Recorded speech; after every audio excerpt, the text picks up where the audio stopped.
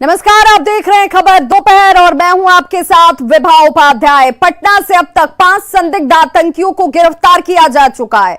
कल 2 संदिग्ध आतंकियों की गिरफ्तारी के बाद पुलिस और एटीएस की कार्रवाई लगातार चल रही है। आज पुलिस ने 3 और आतंकियों को पकड़ा, जिनके नाम शमीम अख्तर, शब्बीर मलिक और ताहिर अहमद हैं। गिरफ्तार आतंकी गजवाए हिंद से भी जुड़े हुए हैं और फिलहाल इन सभी से पूछताछ जारी है।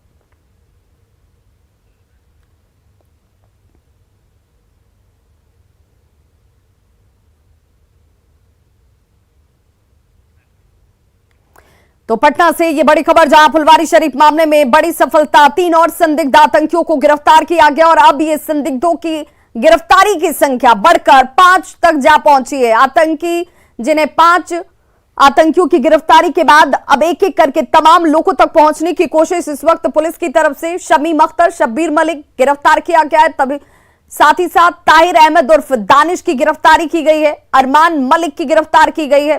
ताहिर का नाम गजवाए हिंद से भी जुड़ा हुआ बताया जा रहा है।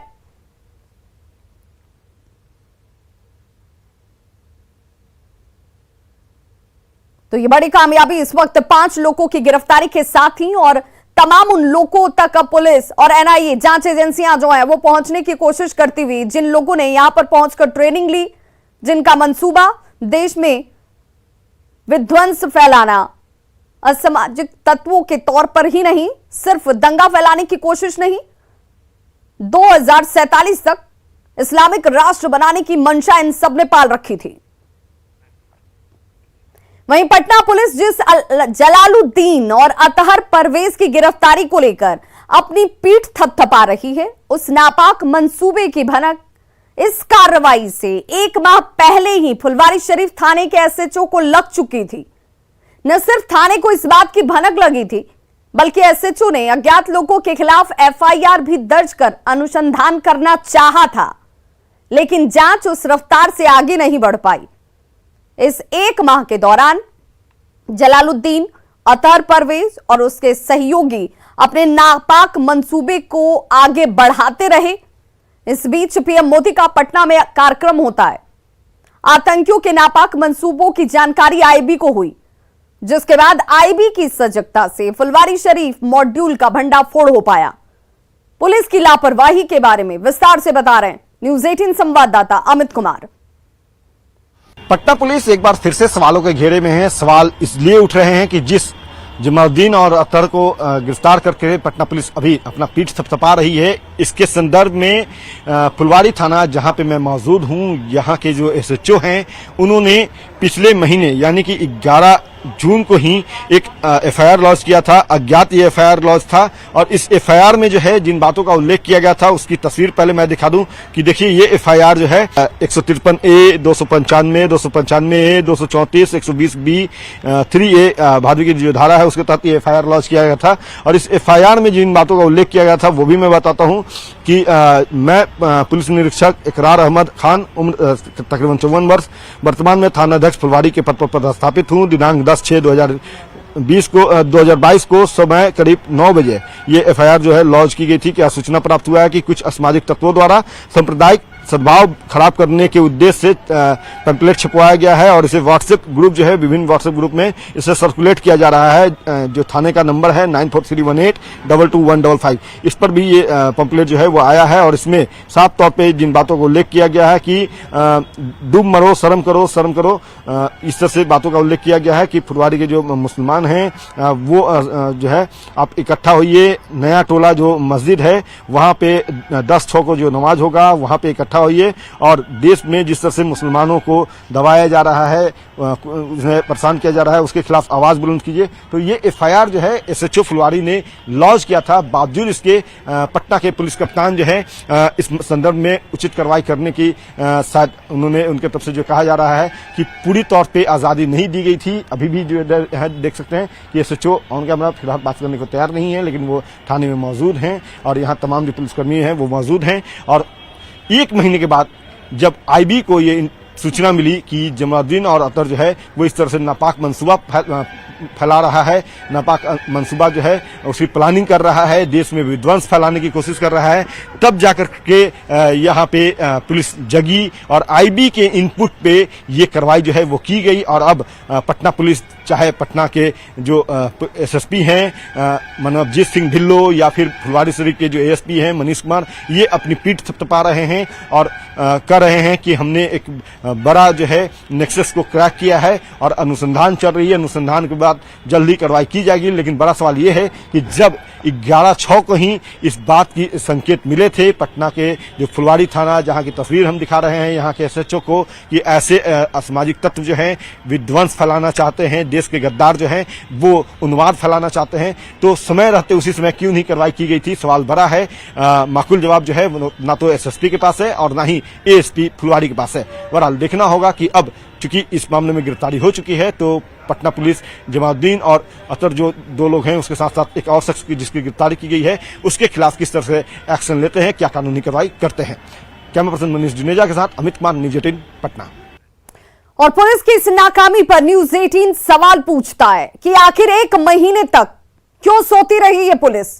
क्योंकि 1 महीने पहले ही पुलिस के पास जानकारी थी, एफआईआर की गई थी, फिर भी पुलिस क्यों सोती रही? 1 महीने तक क्यों नहीं इस मामले की जांच की गई? दंगा फैलाने की कोशिश पर क्यों कार्रवाई नहीं किया गया, यह सवाल उठता है। सांप्रदायिकता फैलाने वालों को गिरफ्तार क्यों नहीं किया गया, इसका जवाब देना होगा। क्यों माहौल बिगाड़ने का पुलिस इंतजार करती रही कि ये लोग माहौल को बिगाड़ें? क्यों इकट्ठा होते रहे ये संदिग्ध आतंकी जिनकी अब तलाश की जा रही है? अगर पीएम के कार्यक्रम में गड़बड़ी होती तो क्या होता? गड़बड़ी के लिए क्या पुलिस नहीं होती जिम्मेदार? अब अपना पीठ पुलिस क्यों थपथपा रही है, यह भी सवाल है, क्योंकि अपनी जिम्मेदारियों से पीछे हटती नजर आती है ये पुलिस। अपनी नाकामी के लिए जिम्मेदारी ये पुलिस क्यों नहीं ले रही? एसएचओ इकरार अहमद खान ने क्यों कार्रवाई नहीं की, यह भी सवाल उठता है। तो संदिग्ध आतंकियों के खिलाफ पटना पुलिस ने 11 जुलाई की रात कार्रवाई की थी। अहमद पैलेस में 11 जुलाई की रात पुलिस की टीम पहुंची, जिसकी एक्सक्लूसिव वीडियो न्यूज 18 के पास है, जिसमें साफ देखा जा सकता है। हम आपको वो वीडियो पहले दिखा दें, जिसमें 11 जुलाई की ये रात है। सीसीटीवी कैमरे में तस्वीरें कैद हुई। फुलवारी शरीफ के अहमद पैलेस की ये तस्वीर, यहां पर पुलिस टीम पहुंची और इस तरह पटना पुलिस अहमद पैलेस में छापेमारी करती नजर आई। पुलिस की कार्रवाई का ये सीसीटीवी फुटेज सामने आ चुका है।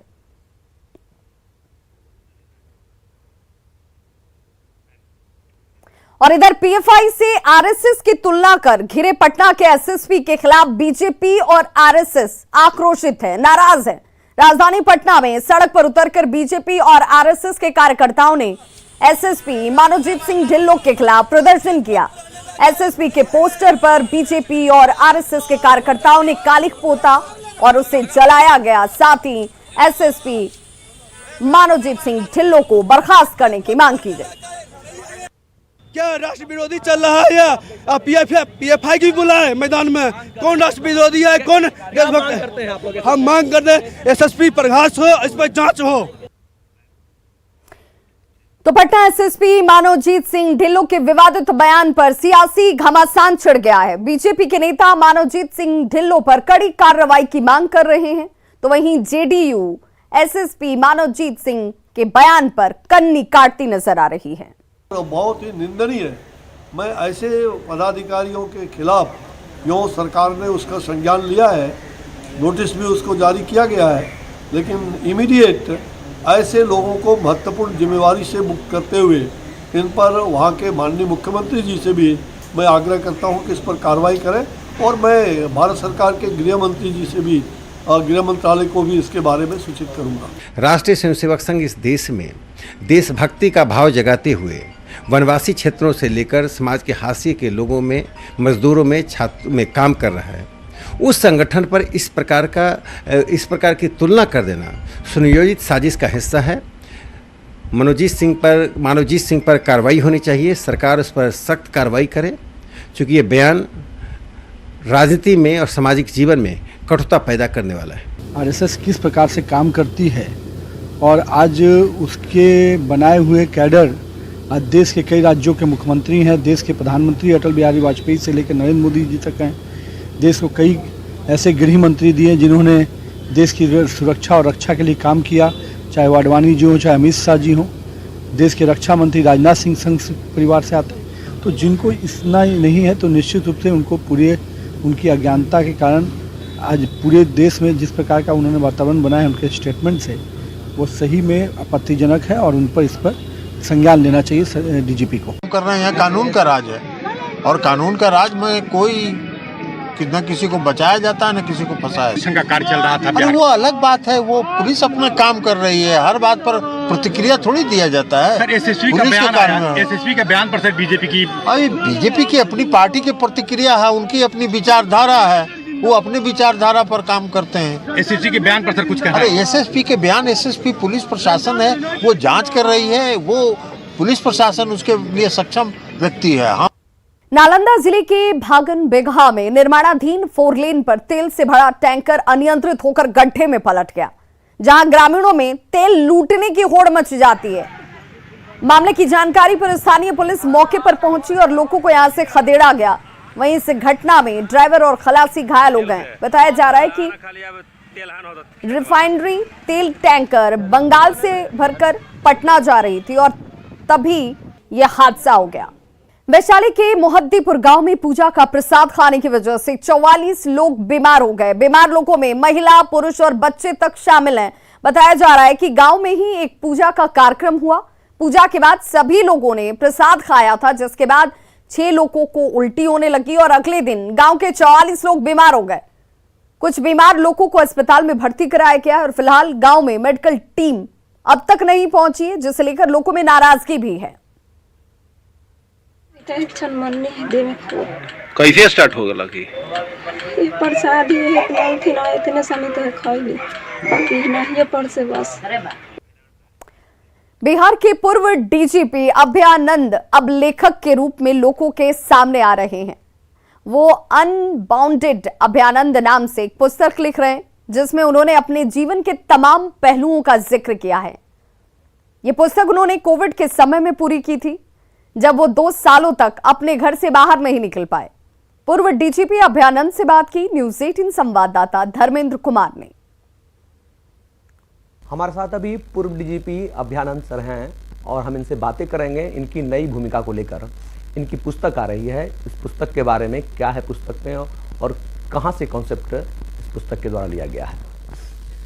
सर एक नई भूमिका पुस्तक आ रही है मार्केट में आपकी, खास करके पुलिसिंग इतने साल आपने सेवा दी, उसके बाद ये कॉन्सेप्ट सर कहाँ? कोविड के आगमन के पूर्व मैंने हिंदी में लिखने का एक प्रयास किया। कहाँ गए वो दिन फेसबुक पर, अपने फेसबुक पर डाल रहा था। मैंने पाया कि उसकी स्वीकार्यता काफ़ी अच्छी हो गई थी और उसमें कई कमेंट्स आए लोगों के कि आप इसको एक पुस्तक रूप दें। उस 2 साल को मैंने इस्तेमाल किया इस पुस्तक के लिए, जिसका नाम है unbounded my experiments with law, police, physics and super 30। कितनी असरकारक होगी पुलिस के लिए, जो अभी की पुलिसिंग चल रही है बिहार में? अपराध पर क्या लगता है नियंत्रण इस तरह की पुस्तक अगर आए जिसमें आपने कही की जो बातें आप कर नहीं पाए थे उसको इसमें आपने समावेशित किया है, तो कितनी असरकारक होगी सर? ये तो सूद सेइंग हो जाएगा कि कोई सोचे कि इतना हो जा सकता है, वो संभव नहीं है करना। लेकिन आप अगर मनुष्य के इतिहास को देखेंगे तो लोग आते हैं, अपनी बात कहते हैं, प्रयास करते हैं, प्रयोग करते हैं, अपनी बात कहते हैं और चले जाते हैं। उसमें से कोई बात निकल जाती है। अगर एक भी बात निकल गई और उसका कुछ उपयोग हो गया, उसका सार्थक उपयोग हुआ, तो मुझे लगेगा कि किताब सार्थक हो गई। तो जो बिहार के पुलिस अधिकारी हैं कितने लाभान्वित होंगे इस पुस्तक से, ये देखने वाली बात होगी। न्यूज़ 18 के लिए पटना से धर्मेंद्र कुमार। और बड़ी खबर इस वक्त आ रही है लखीसराय से, जहां पर नक्सलियों की बड़ी साजिश को नाकाम किया गया है। जंगल से 7 टिफिन बम बरामद किए गए हैं। कोबरा और सीआरपीएफ का सर्च ऑपरेशन, जिस दौरान यह बड़ी कामयाबी हाथ लगी है। 7 टिफिन बम बरामद किए गए। पीरी बाजार थाना क्षेत्र की यह घटना, लठिया कोल जंगल में सर्च ऑपरेशन चलाया गया और ये तस्वीरें एक्सक्लूसिव आपके टीवी स्क्रीन पर इस वक्त, जहां पर 7 टिफिन बम नक्सलियों को नुकसान पहुंचाने के लिए उन्हें टारगेट करते हुए यहां पर प्लांट किया गया था। और संवाददाता राकेश हमारे साथ इस वक्त ज्यादा जानकारी के साथ ऑनलाइन पर जुड़ गए हैं। राकेश, सीधे तौर पर यह माना जाए कि नक्सलियों की साजिश थी यहां पर सुरक्षा बलों को निशाना बनाने की, जिसे वक्त रहते नाकाम कर दिया गया। जी बिल्कुल, देखिए बड़ी नक्सलियों की बड़ी साजिश को पुलिस ने नाकाम किया है। आपको बता दें कि पुलिस को यह सूचना मिली थी, बिहार एसटीएफ को यह सूचना मिली थी कि जोनल कमांडर जो है परवेज दा अपने दस्ता के साथ इस इलाके में मौजूद है और कोई बड़ी घटना को अंजाम देने में जुटा है। इसी सूचना के बाद परसों रात से ही कोबरा एसएसबी की जवान लगातार कजरा, पीड़ी बाजार और चानन के इलाके में सर्च ऑपरेशन चला रहे हैं। इसी दौरान जैसे कल परसों रात काफी नक्सलियों के काफी सामान को बरामद किया गया था और कल सुबह से ही यह सर्च ऑपरेशन इन इलाकों में जारी है। और आज जो है जैसे ही पुलिस पीड़ी बाजार, नक्सल प्रभावित इलाका है पीड़ी बाजार, वहां अमरासनी कोल में जब सर्च ऑपरेशन चला रही थी पुलिस, तो उन्हें 7 टिफिन बम बरामद हुआ है। हालांकि देखिए नक्सली वहां से भाग निकले हैं, नक्सलियों की भी काफी संख्या में वहां पे रुके होने की सूचना थी, जिसके बाद कोबरा और एसएसबी एसटीएफ ने उन इलाकों को पूरी तरह से घेर रखा था। लेकिन पुलिस को देखते ही नक्सली वहां से भाग खड़े हुए, लेकिन पुलिस ने जब वहां पे सर्च ऑपरेशन चलाया तो 7 टिफिन बम को बरामद किया गया। इससे देखिए जिस तरह से परसों की कार्रवाई हुई थी, परवेज दा खुद वहां पे मौजूद, क्या अभी भी ये सर्च ऑपरेशन इन इलाकों में चल रहा है राकेश? जी बिल्कुल, देखिए जिस तरह से पुलिस को इनपुट थी कि जोनल कमांडर परवेज दा, अरविंद यादव, सुरेश कोरा अपने दस्ता के साथ इस इलाके में जुटे हैं और बड़ी उपस्थिति, किसी बड़ी घटना का अंजाम देकर बड़ी उपस्थिति दर्ज कराने के फिराक में है, तो इसके बाद से लगातार पुलिस जो है इन इलाकों में सर्च ऑपरेशन जारी कर रखा है। और अभी की अगर बात करें तो सभी 7 बम को जो है डिफ्यूज कर दी है पुलिस ने और लगातार सर्च ऑपरेशन बिल्कुल, और एक बड़ी कामयाबी के तौर पर इसे इस वक्त देखा भी जा रहा है। बहुत बहुत शुक्रिया राकेश इस जानकारी के लिए। तो कोबरा और सीआरपीएफ की तरफ से संयुक्त रूप से कार्रवाई की गई, 7 टिफिन बम बरामद हुए जिन्हें यहां डिफ्यूज भी कर दिया गया। गोपालगंज में खेत पानी के लिए तरस रहे हैं, जिससे किसान चिंतित हैं, परेशान हैं। बरौली प्रखंड के किसानों को खेत की सिंचाई के लिए सरकार ने नहर का इंतजाम तो किया है, पर उसका लाभ किसानों को मिल नहीं पा रहा। इसे लेकर देवापुर में किसानों ने जमकर हंगामा किया और सरकार के खिलाफ नारेबाजी की। किसानों से बात की हमारे सहयोगी गोविंद कुमार ने। सूखे को लेकर किसान परेशान है। बारिश नहीं होने के कारण फसलें सूख रही हैं, लेकिन गोपालगंज के बरौली प्रखंड के देवापुर पंचायत में नहर है और नहर में पानी भी है। इसके बावजूद भी लोग यहां पर पंपी सेट से फसलों की सिंचाई करने के लिए मजबूर है। यहाँ आज जो है ग्रामीणों ने काफ़ी हंगामा किया और हंगामे की वजह ये रही कि नहर है उससे आउटलेट का जो है वो व्यवस्था नहीं किया गया है जल संसाधन विभाग की ओर से, जिससे किसान परेशान है। आप यहाँ तस्वीरों में देख सकते हैं, यहाँ पूर्व विधायक मंजीत सिंह है और जल संसाधन विभाग के जो अधिकारी हैं उनसे जो है किसान काफ़ी बकझक किए हुए हैं और नाराजगी जाहिर कर रहे हैं किसान। यहाँ जो है पूर्व विधायक उनसे ही कहते हैं क्या कुछ यहाँ मांग कर रहे हैं। बड़ा ईमानदार अफसर इसकी से बाइल बनी, अरे परेशानी नहीं है, आपको नहीं दिखाई देता है। ये नहर बन गया 10 करोड़ लगा करके है। उस समय अफसर लोग नहीं देखे कि पनिया में मंत्री लोग नहाएंगे कि खेत फटेगा, तो ये बनना चाहिए कि नहीं बनना चाहिए? क्या चाहते हैं, क्या नहीं? ये हम चाहते हैं कि इससे पानी हम लोगों को जाए, हम लोगों का खेत जो है सो रोपा हो। तो नहर है तो कैसे सिंचाई कर रहे हैं आप लोग? कैसे पंपिंग सेट लगा करके, पाइप लगा करके, जिसको पाइप नहीं है वो पैसा से खरीद करके। यहाँ पूर्व विधायक है, हम इनसे जानते हैं क्या कुछ किसान यहाँ मांग कर रहे हैं। ये बिशनपुर नहर है और लगभग करोड़ों की लागत से यह बनाई गई है बिशनपुर नहर। इसमें कहीं भी आउटलेट नहीं है जिससे कि नहर से खेतों तक पानी जाए। अभी गोपालगंज ज़िले में सूखा की स्थिति उत्पन्न हुई है। नहर में पानी रहते हुए खेतों तक पानी किसानों का नहीं पहुंच रहा, इसलिए किसानों का भारी आक्रोश है कि धान की जो रोपनी होनी है वह बारिश के कारण भी नहीं हो रहा। बारिश नहीं हो रही है। दूसरी तरफ नहर से सिंचाई का साधन है, नहर में पानी है, फिर भी नहरों में आउटलेट नहीं बना, जिससे खेतों में पानी नहीं जा रहा। उसमें डिज़ाइन के हिसाब से आउटलेट बनाया गया है। हो सकता है कहीं छूट गया होगा या कहीं आज के डेट में आवश्यकता होगी तो हम 1-2 रोज में इसका प्रोविज़न करके हम सिंचाई दे सकते हैं। फिलहाल जो किसान है यहाँ के वो जो है पंपी सेट से फसलों की सिंचाई करने के लिए मजबूर है। गोविंद कुमार, न्यूज़ 18, गोपालगंज। व्यवस्था है तो व्यवस्था से किसानों को फायदा नहीं और यही वजह है कि किसान हर सूरत में परेशान हैं। खबरों का सिलसिला लगातार जारी, आप देखते रहिए न्यूज़ 18 बिहार झारखंड, क्योंकि यहाँ खबरों का सिलसिला कभी नहीं थमता।